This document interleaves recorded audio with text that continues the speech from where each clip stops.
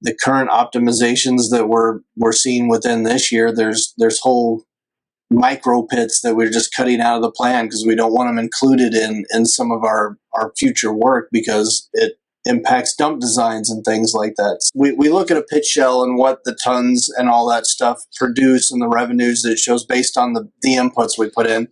But when someone says, what if we sold a shovel and we ran with 3 less trucks?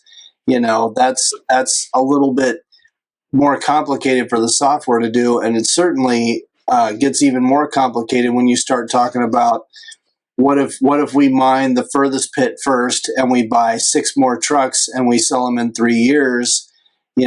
Trying to balance what is an optimized haulage fleet, it becomes a lot more manual labor after the fact. I mean, a lot of the softwares can tell you what the mineralogy looks like and what revenue it's going to generate you based on this pit shell with this wall angle or something like that. But when you start talking about tying it to equipment and maintenance and what those costs are and balancing out, do we buy 3 more trucks or do we leave the fleet size the same? And those kinds of things have to be done a lot of times outside of the software. In terms of just the planning strategy, if we talk about from concept to execution, what is the single most important thing? From concept to execution? To execution, yeah. When we talk about just mine planning strategy. I mean, probably the most important, I think, is going to be ultimately the revenue. I mean, nobody is going to want to invest in a mine to run for 5 years at essentially a break-even point, So first and foremost is whether or not it makes money.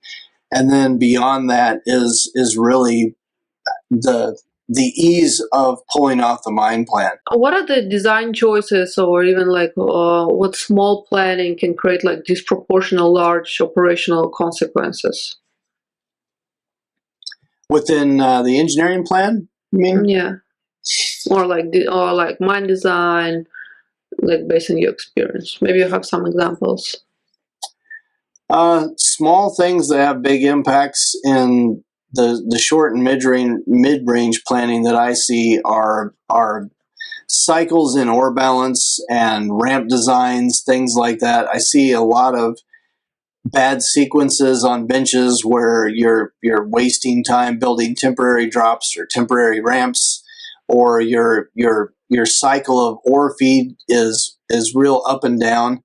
You don't turn the benches in ways where you keep a good balance. So you 1 week you're waste bound, the next week you're ore bound, and that goes back and forth, and you're constantly having to adapt. I think those are the things that I think are small impacts that have big impacts downstream.